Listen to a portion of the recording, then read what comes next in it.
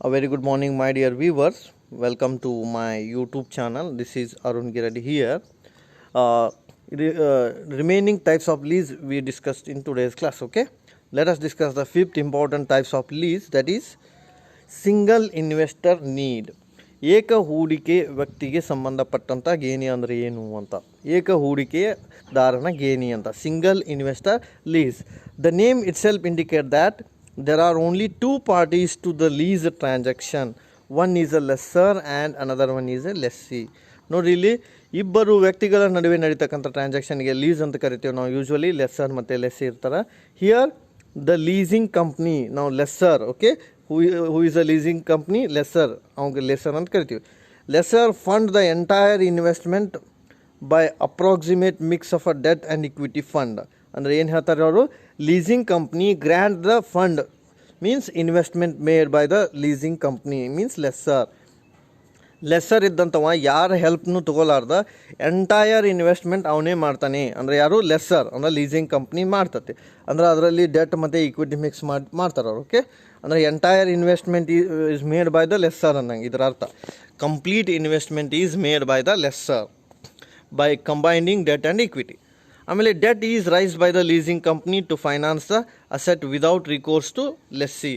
ಮರಳಿ ಕೊಡಲಾರ್ದಂಗೆ ಬಾಡಿಗೆದಾರನಿಗೆ ವಿದೌಟ್ ರಿಕೋರ್ಸ್ ಅವರು ಟ್ರಾನ್ಸಾಕ್ಷನನ್ನು ಮೇಂಟೈನ್ ಮಾಡ್ತಾರೆ. ಅಂದರೆ ಡೆಟ್ಟನ್ನು ಏನು ಮಾಡ್ತಾರೆ ಅವ್ರು ಆ ರೀತಿ ತೊಗೋತಾರೆ, ರೈಸ್ ಮಾಡ್ತಾರೆ ಅಂತ ಹೇಳ್ಬೋದು. In case of a default of servicing debt by the leasing company, the lender is not entitled to payment from the lessee. ನೋಡಿ, ಡಿಫಾಲ್ಟ್ ಆಯಿತು ಅಂದರೆ ಅಲ್ಲಿ ಲೆಂಡರ ಪೇಮೆಂಟ್ ಮಾಡುವ ಪ್ರಶ್ನೆ ಬರೋಂಗಿಲ್ಲ ಲೆಸ್ಸಿಗೆ ಅಂತ ನಾವಲ್ಲಿ ಹೇಳ್ಬೋದು. ಸೊ ಸಿಂಗಲ್ ಇನ್ವೆಸ್ಟರ್ ಅಂದರೆ ಇದ್ರ ಅರ್ಥ ಏನು ರೀ, complete transaction, complete investment is made by the lesser. So this is what single investor lease. ಅಷ್ಟೇ ನೆನ್ಪಿಟ್ಕೊರಿ, ಒಟ್ಟು ಹೂಡಿಕೆ ಮಾಡ್ತಕ್ಕಂತಹ ಜವಾಬ್ದಾರಿ ಒಬ್ಬನೇ ವ್ಯಕ್ತಿ ಮೇಲೆ ಇರುತ್ತೆ. ಅದಕ್ಕೆ ನಾವು ಏನಂತ ಕರಿತೀವಿ, ಸಿಂಗಲ್ ಇನ್ವೆಸ್ಟರ್ ಲೀಸ್. ಸೊ ಆ ಒಬ್ಬನೇ ವ್ಯಕ್ತಿ ಯಾರಪ್ಪ ಅಂದರೆ ಲೀಸಿಂಗ್ ಕಂಪ್ನಿ ಇರುತ್ತೆ. So leasing company made the entire investment, so that is considered as a single investor lease ಅಂತ ನಾವಲ್ಲಿ ನೆನಪಿಟ್ಕೊಂಡ್ರೆ ಸಾಕು. ಆಮೇಲೆ ಸಿಕ್ಸ್ತ್ ಪಾಯಿಂಟ್ ಯಾವ್ದು ನೋಡಿರಿ, ಡೊಮೆಸ್ಟಿಕ್ ಲೀಸ್ ಅಂತ. As the name itself indicate that the lease transaction where all the persons belongs to the same country. ಅಂದರೆ ಇದು ಕೂಡ ಲೀಸ್ ಅಗ್ರಿಮೆಂಟೇ, ಒಪ್ಪಂದ ಆಗಿದೆ. ಇಲ್ಲಿ ಬರ್ತಕ್ಕಂಥ ಪ್ರತಿಯೊಬ್ಬ ವ್ಯಕ್ತಿಗಳು ಒಂದೇ ದೇಶಕ್ಕೆ ಸಂಬಂಧಪಟ್ಟವರಾಗಿರ್ತಾರೆ. ಮೀನ್ಸ್ ಸೇಮ್ ಕಂಟ್ರಿ ಅಂತ ನಾವಲ್ಲಿ ಕರಿತೀವಿ. ಸೇಮ್ ಕಂಟ್ರಿ ಅಂದರೆ ಏನು ರೀ, even a supplier belongs to the same country, even a lessor belongs to the same country, even a lessee belongs to the same country. Means all the persons who are involve in a leasing company will becomes the same country, belongs to the same country. ಅಂದರೆ ಮಾಲೀಕ ಇರ್ಬೋದು, ಬಾಡಿಗೆದಾರ ಇರ್ಬೋದು, ಉಪಯೋಗಿಸ್ತಕ್ಕಂಥ ವ್ಯಕ್ತಿ ಇರ್ಬೋದು, ಪೂರೈಕೆದಾರ ಇರ್ಬೋದು, ಉತ್ಪಾದಕ ಇರ್ಬೋದು, ಪ್ರತಿಯೊಬ್ಬ ವ್ಯಕ್ತಿಯು ಒಂದೇ ದೇಶದವರಾಗಿದ್ದರೆ ಅದಕ್ಕೆ ನಾವೇನಂತ ಕರಿತೀವಿ, ಡೊಮೆಸ್ಟಿಕ್ ಲೀಸ್ ಅಂತ ಕರಿತೀವಿ. ಸೊ ನೆನಪಿಟ್ಕೊರಿ, domestic lease is a lease where all the parties belongs to the same country. Please understand the word. ಎಲ್ಲ ವ್ಯಕ್ತಿಗಳು ಒಂದೇ ದೇಶಕ್ಕೆ ಸಂಬಂಧಪಟ್ಟಿರ್ತಾರೆ, ಒಂದೇ ದೇಶದವರಾಗಿರ್ತಾರೆ. ಅದಕ್ಕೆ ನಾವೇನಂತ ಕರಿತೀವಿ, ದೇಶೀಯ ಗೇಣಿ ಅಂತ ಕರಿತೀವಿ, ಡೊಮೆಸ್ಟಿಕ್ ಲೀಸ್. ಎಲ್ಲ ವ್ಯಕ್ತಿಗಳಂದ್ರೆ ಸಪ್ಲೈಯರ್ ತೊಗೋಬೇಕು, ಪೂರೈಕೆದಾರರು ಕೂಡ ಒಂದೇ ದೇಶದವರಾಗಿರ್ತಾರೆ, ಲೆಸ್ಸರ್ ಮಾಲೀಕರು ಕೂಡ ಒಂದೇ ದೇಶದವರಾಗಿರ್ತಾರೆ, ಲೆಸ್ಸಿ ಬಾಡಿಗೆದಾರ ಕೂಡ ಒಂದೇ ದೇಶದವರಾಗಿರ್ತಾರೆ. So the owner, users and manufacturer, ನೋಡಿ, owner, user and manufacturer, everyone belongs to the same country, that is considered as a domestic lease. ದೇಶೀಯ ಗೇಣಿಯಲ್ಲಿ ಬರ್ತಕ್ಕಂತಹ ಮಾಲೀಕ ಇರ್ಬೋದು, ಬಾಡಿಗೆದಾರ ಇರ್ಬೋದು, ಉತ್ಪಾದಕ ಇರ್ಬೋದು, ಪ್ರತಿಯೊಬ್ಬರು ಒಂದೇ ದೇಶಕ್ಕೆ ಸಂಬಂಧಪಟ್ಟಿದ್ದಾರೆ. ಅದನ್ನು ನಾವೇನಂತ ಕರಿತೀವಿ, ದೇಶೀಯ ಗೇಣಿ ಅಂತ ಕರಿತೀವಿ. ಆಮೇಲೆ international lease, the name itself indicate that if the parties to the lease transaction are domicile to different countries, this type of lease is divided. Okay, ಅಂದರೆ ಬೇರೆ ಬೇರೆ ದೇಶಕ್ಕೆ ಸಂಬಂಧಪಟ್ಟಿರ್ತಾರೆ. ಅಂದರೆ manufacture from one country, lessee from another country and lessor from another country. ನೋಡ್ರಿ, ಇಲ್ಲಿ lesser ಒಂದು ದೇಶದಾಗ ಇರ್ತಾನೆ, ಲೆಸ್ಸಿ ಒಂದು ದೇಶದಾಗ ಇರ್ತಾನೆ, ಮ್ಯಾನುಫ್ಯಾಕ್ಚರ್ ಮಾಡೋ ಒಂದು ದೇಶದಾಗ ಇರ್ತಾನೆ. ಆಮೇಲೆ ಫೈನಾನ್ಷಿಯರ್ ಕೂಡ ಒಂದು ದೇಶದಾಗ ಇರ್ತಾನೆ, ಲೋನ್ ಕೊಡವ.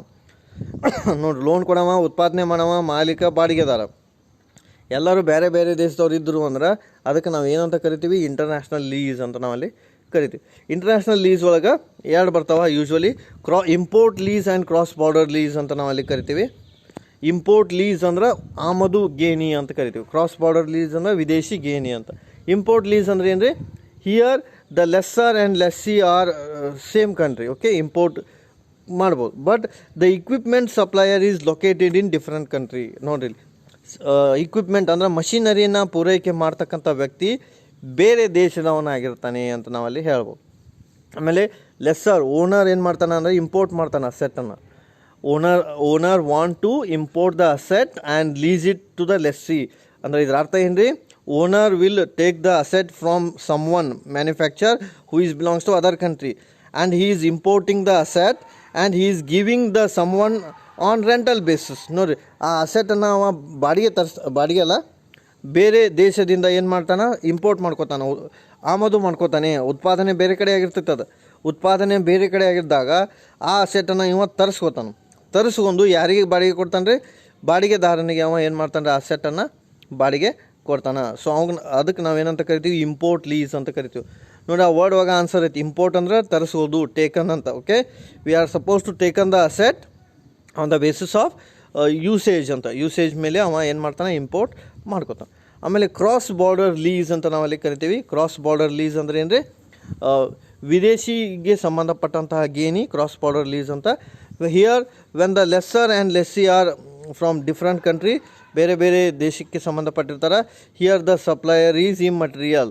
ಸೊ ಸಪ್ಲೈಯರ್ ಯಾರಿದ್ರೂ ಕೂಡ ಅದು ಸಂಬಂಧ ಪಡಂಗಿಲ್ಲ. ಸೊ ಇಲ್ಲಿ ನೋಡಿರಿ, ಡೊಮೆಸ್ಟಿಕ್ ಲೀಸ್ ಅಂದರೆ ಏನು ರೀ, all the person belongs to the same country.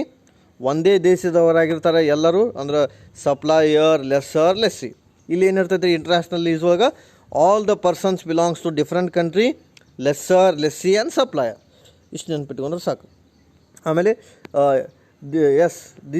These are the types of lease. Okay, ಇವತ್ತಿನ ಕ್ಲಾಸ್ನಲ್ಲಿ ನಾವು ಏನು ನೋಡಿದ್ದೀವಿ ಅಂದ್ರೆ ರಿಮೈನಿಂಗ್ ಟೈಪ್ಸ್ ಆಫ್ ಲೀಸ್ ನೋಡಿದ್ದೀವಿ. ಯಾವ್ಯಾವ ನೋಡಿದ್ದೀವಿ ಅಂದ್ರೆ ಸಿಂಗಲ್ ಇನ್ವೆಸ್ಟರ್ ಲೀಸ್ ನೋಡಿದ್ದೀವಿ. ಸಿಂಗಲ್ ಇನ್ವೆಸ್ಟರ್ ಲೀಸ್ ಅಂದ್ರೆ all the persons belongs to the all the investment made by the only single party. ಅಂದರೆ ಎಲ್ಲ ಇನ್ವೆಸ್ಟ್ಮೆಂಟನ್ನು ಒಬ್ಬರೇ ಇನ್ವೆಸ್ಟ್ ಮಾಡ್ತಾರೆ ಲೀಸಿಂಗ್ ಕಂಪ್ನಿದವರು. ಸೊ ಆ ಇನ್ವೆಸ್ಟ್ಮೆಂಟ್ ಮಾಡುವಾಗ ಅವರು ಡೆಟ್ ಮತ್ತು ಈಕ್ವಿಟಿ ಮಿಕ್ಸನ್ನು ಕರೆಕ್ಟಾಗಿ ಮಾಡ್ತಾರೆ. ಸೊ ಅದಕ್ಕೆ ಅವ್ರಿಗೆ ನಾವು ಏನಂತ ಕರಿತೀವಿ, ಸಿಂಗಲ್ ಇನ್ವೆಸ್ಟರ್ ಲೀಸ್ ಅಂತ ಕರಿತೀವಿ. ಸಿಂಗಲ್ ಇನ್ವೆಸ್ಟರ್ ಲೀಸ್ ಅಂತ ಕರಿಬೇಕಾದ್ರೆ all the investment made by the only one person. Okay, so ಆ ಒನ್ ಪರ್ಸನ್ ಯಾರು ಅಂದ್ರೆ ಲೀಸಿಂಗ್ ಕಂಪ್ನಿ. ಏಕ ವ್ಯಕ್ತಿ ಹೂಡಿಕೆ ಗೇಣಿ ಅಂತ ಕರಿತೀವಿ. ಆಮೇಲೆ ಡೊಮೆಸ್ಟಿಕ್ ಲೀಸ್ ಬಗ್ಗೆ ನೋಡಿದ್ದೀವಿ. ಡೊಮೆಸ್ಟಿಕ್ ಲೀಸ್ ಅಂದ್ರೆ all the transaction, all the parties belongs to the same country. That parties may be you can say supplier, lessor and lessee. So ಎಲ್ಲ ವ್ಯಕ್ತಿಗಳು ಒಂದೇ ದೇಶದವರಾಗಿರ್ತಾರೆ. ವ್ಯವಹಾರ ಮಾಡ್ತಕ್ಕಂಥ ಎಲ್ಲ ವ್ಯಕ್ತಿಗಳಂದರೆ ಬಾಡಿಗೆದಾರ, ಮಾಲೀಕ ಹಾಗೂ ಪೂರೈಕೆ ಮಾಡ್ತಕ್ಕಂಥ ಕಂಪ್ನಿ ಅಂತ ಹೇಳ್ತೀವಿ. ಆಮೇಲೆ ಇಂಟರ್ನ್ಯಾಷನಲ್ ಲೀಸ್ ಅಂದ್ರೆ all the persons belongs to the different countries. So ಬೇರೆ ಬೇರೆ ದೇಶಕ್ಕೆ ಸಂಬಂಧಪಟ್ಟಿರ್ತಾರೆ. ಲೆಸ್ಸರ್ ಇರ್ಬೋದು, ಲೆಸ್ಸಿ ಇರ್ಬೋದು, ಮ್ಯಾನುಫ್ಯಾಕ್ಚರ್ ಇರ್ಬೋದು, ಫೈನಾನ್ಸಿಯರ್ ಇರ್ಬೋದು. So this is all about the types of lease ಅಂತ ನಾವಲ್ಲಿ ಹೇಳ್ಬೋದು. Thanks for watching the video.